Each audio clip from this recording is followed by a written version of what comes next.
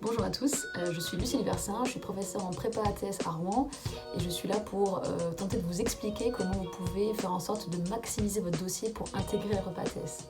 Mais avant ça, il faut bien entendu qu'on explique ce que c'est que la prépa ATS. Donc la prépa ATS, c'est une prépa qui est réservée aux étudiants qui ont un bac plus 2, donc BTS ou DUT, et qui veulent intégrer des formations sélectives à la fin de cette prépa, c'est-à-dire en ayant validé une L3 AES. Donc il s'agit d'un double parcours, puisque vous avez des cours en prépa, des cours à la fac en L3 AES. L'objectif à la fin, c'est d'avoir validé cette L3 et de passer des concours, donc des concours d'écoles de commerce, des grandes écoles de commerce précises, top 25. C'est des concours soit qui sont des banques d'épreuves qu'on appelle Écricom, Tremplin 2 donc, et Passerelle 2. Et puis aussi pour pouvoir intégrer donc, des IAE et aussi des masters à l'université qui sont sélectifs. Ok, alors Binta, merci beaucoup de nous témoigner aujourd'hui tes quelques conseils concrètement sur l'intégration en prépa ATS. Je vais te laisser te présenter, bien entendu, que tu nous expliques un petit peu ton parcours, qui tu es. Voilà, en tout cas, vraiment encore merci, on est ravis de pouvoir t'écouter et donc c'est à toi. Ok, merci à vous. Donc, je m'appelle Indiana Binta, j'ai 20 ans, je suis originaire du Havre. Donc, avant la prépa, j'avais fait un BTSCI à Montivier, donc c'est une petite ville à côté du Havre.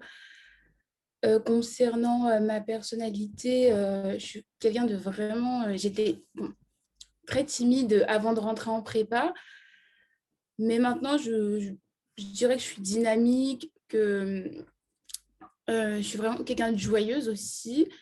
Donc, avant le BTS, j'étais en bac L, ce qui peut être considéré comme un frein, mais avec toute cette diversité de matières, j'ai pu découvrir, on va dire, le monde entrepreneurial, donc le management. Et c'est ce qui m'a motivée à aller en prépa, continuer les écoles.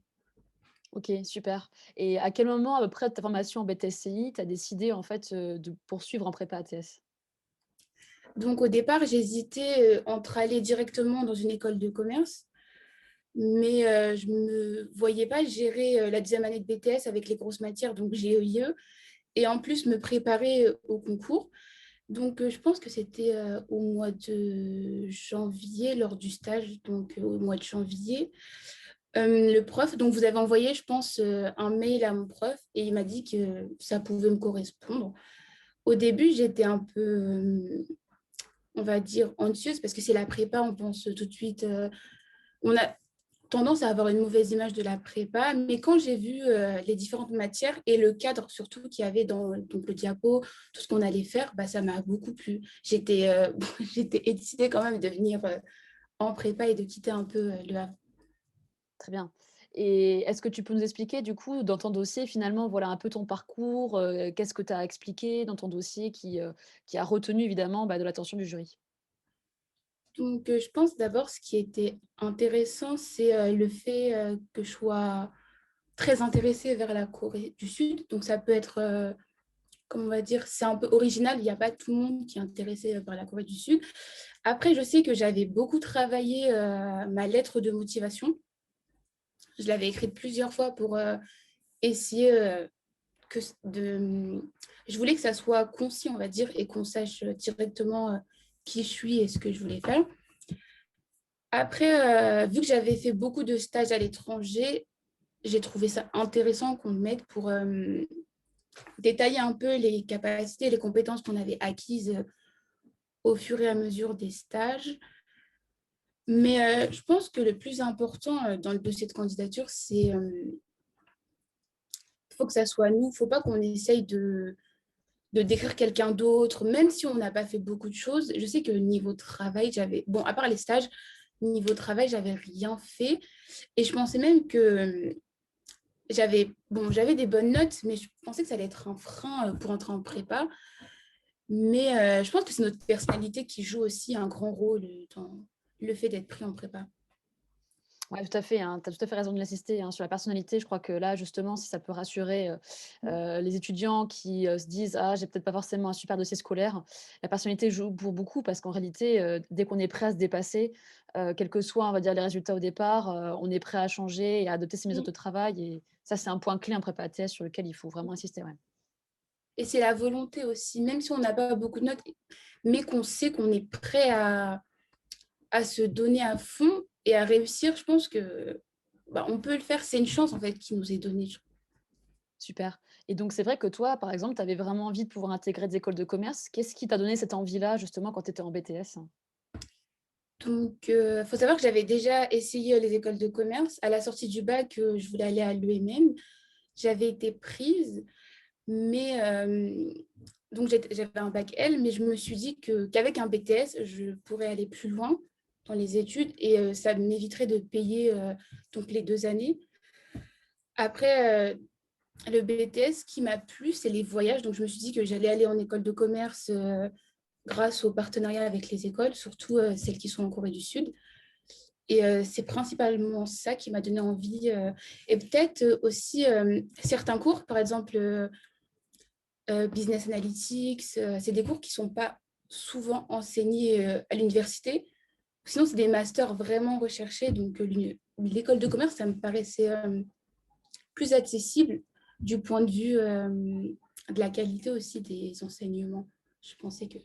Ouais, très bien. Ouais, ça t'offre vraiment un bac+5 derrière en plus qui est reconnu, hein, Ouais. parce que ce sont des écoles alors, là l'idée c'est qu'en plus en prépa TES, pour ceux qui nous écoutent, qui nous regardent, on vise évidemment des grandes écoles de commerce qui donc sont dans le top 25. Ce qui veut dire que derrière, il y a des accréditations internationales qui, donnent en tout cas en France, bien entendu, le grade de master, mais aussi, dans le cadre de double diplôme, d'autres diplômes, à l'étranger et donc c'est vrai que, voilà, ce sont des diplômes quand même qui sont très recherchés aussi, sur le marché du travail et qui sont reconnus bien entendu à la fois en France et à l'international. Là-dessus justement, est-ce que tu peux nous expliquer finalement entre, quelle formation tu hésitais, si jamais tu n'avais pas été prise, imaginons en prépa TS, qu'est-ce que tu aurais visé à ce moment-là? Il y avait une formation, je crois que c'était PIM, à l'université du Havre. Et sinon, j'allais tenter malgré tout les écoles de commerce. Mais je voulais le PIM,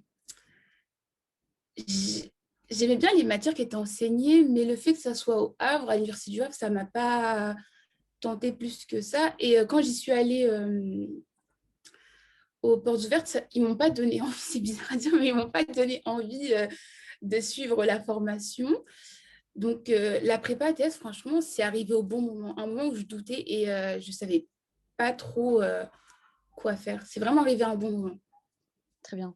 Ce que tu dis est super important. C'est vrai qu'aujourd'hui, une formation, voilà, surtout là, en plus, ce qu'on a pu voir, bon, évidemment, on va pas espérer que ça se reproduise l'année prochaine, mais ce qu'on a pu voir avec la crise sanitaire, avec les cours en Zoom, avec le fait que justement les prépas aient pu rester, en présentiel, c'était aussi un bon choix finalement avec le recul, hein, que de se dire: «Bah oui, en fait, je mise aussi sur, bah, une prépa qui, Oui, contrairement à l'université est quand même avec un cadre, plus restreint».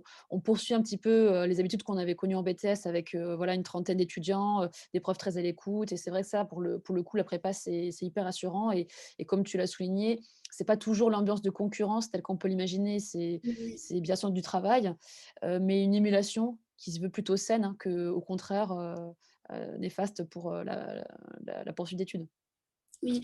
Et par rapport au cadre, j'avais aussi un peu peur que ça soit comme au BTS. Au BTS, je pensais qu'on était un peu trop couvé, mais durant l'année de prépa, en fait, c'est du cadre, mais c'est surtout de l'autonomie. Et c'est ça que j'ai aimé, en fait. Il y a du cadre, mais c'est pas du cadre où on est tout le temps sur toi.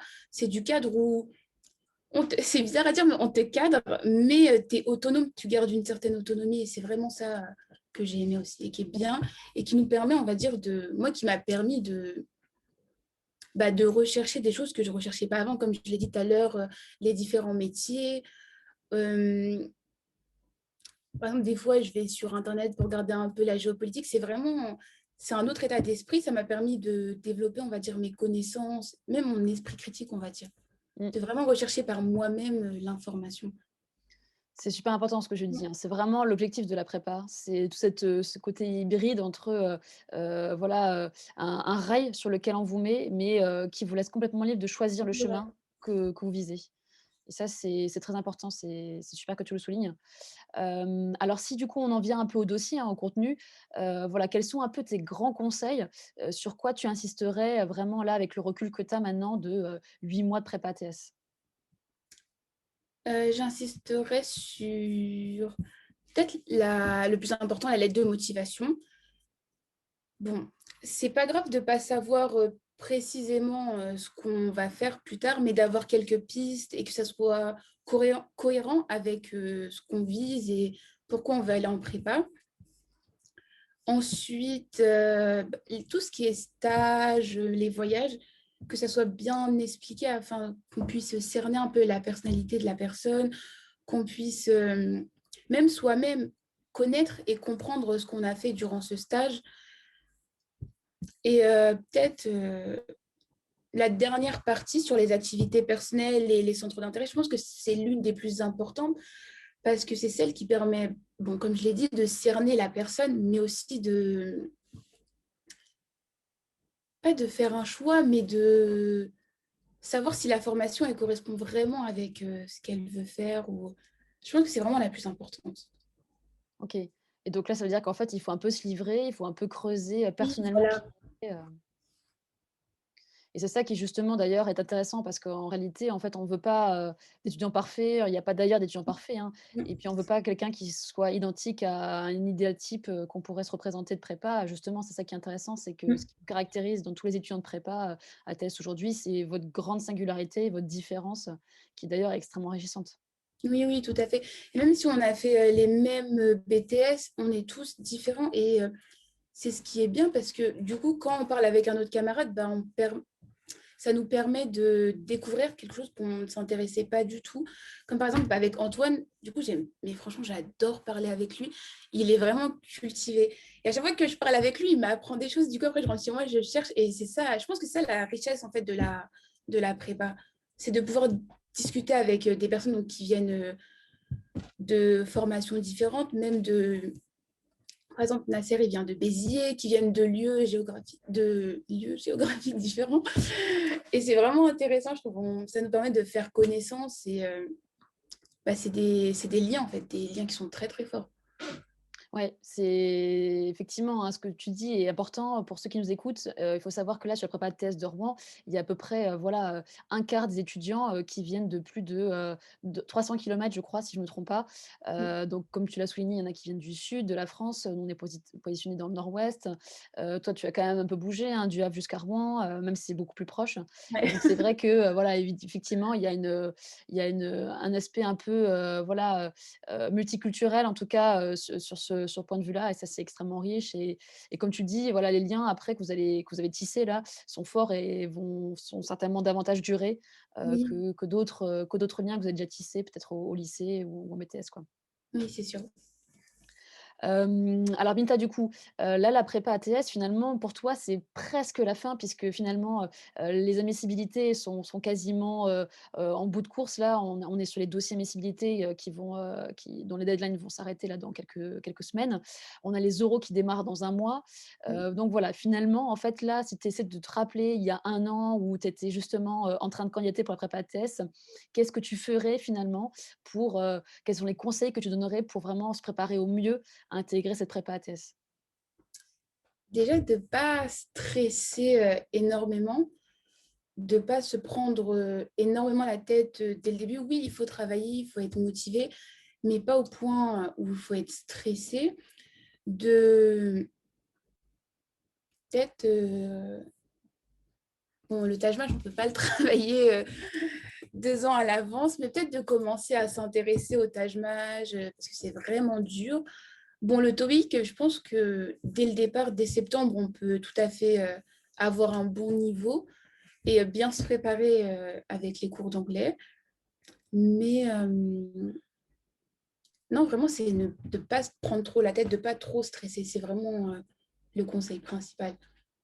Super, bah, on va retenir ce conseil, c'est effectivement, le plus important, à savoir et puis pour ceux qui sont intéressés pour avoir quelques conseils complémentaires, bien entendu, on vous donnera, toute une liste, évidemment plus adéquate, qui vous balayera bien entendu les différents, sujets sur lesquels on travaille en prépa et tu as insisté notamment sur le TAJMAJ et le TOEIC. Ce sont 2 tests clés en école de commerce. Évidemment, ce ne sont pas les seuls, mais ce sont les plus importants et donc c'est vrai que voilà, pour ceux qui, hésitent à bosser un peu l'anglais, voilà, ne lâchez rien parce que c'est super important et chaque heure de cours est, évidemment bénéfique pour progresser en anglais et puis pareil, on vous expliquera bien entendu le TAJMAJ, qui est un peu la bête noire, des C'est étudiants ça. de prépa ATS. Mais encore une fois, voilà, quand on travaille régulièrement, voilà, ça passe, sans Oui. problème. Il faut pas stresser comme tu dis, c'est très important. Et être très organisé aussi, parce que, bon, dès le début, ça a été très difficile de gérer l'université et la prépa. Le côté prépa, je dirais que ça allait, du coup, on allait au lycée, on vous voyait tous les jours, même si c'était assez cadré avec l'emploi du temps. Mais le côté université, c'est vrai que c'était très dur de... Bah, moi, j'étais jamais à l'université et je pensais pas du tout que c'était comme ça. C'est pas organisé du tout. Tu viens, on te donne une mauvaise salle. Bon, les personnes ne sont pas méchantes, mais on n'a plus ce moment cocooning, on va dire, qu'on a en prépa. Donc, ça a été un peu difficile. Bon, après, l'organisation des deux, ça allait, vu que du coup, vous avez fait des petits quiz pour qu'on réussisse l'université quand même. Sinon, c'est plus l'organisation de novembre à décembre qui a été dure. Mmh. Mais sinon, toute l'année, le reste de l'année, bah, ça s'est très bien passé. Ouais, oui, et puis il faut aussi souligner le fait que, voilà, ce qui est intéressant, c'est que vous êtes solidaires entre vous. Justement, Et ouais, je l'intérêt vous crois d'être, beaucoup. en groupe de TD commun qu'entre vous, Ouais. ça aide beaucoup pour la fac. Voilà, si jamais vous êtes un peu perdu, parce que c'est vrai que l'exigence de prépa TS, c'est à la fin quand même de valider, les ECTS de la fac, donc de passer les examens en équivalence. Donc il y a quand même, un niveau de pression important parce que sans ces ETS, vous ne pouvez pas rentrer en M1, que ça soit en école de commerce ou, en IAE ou en master.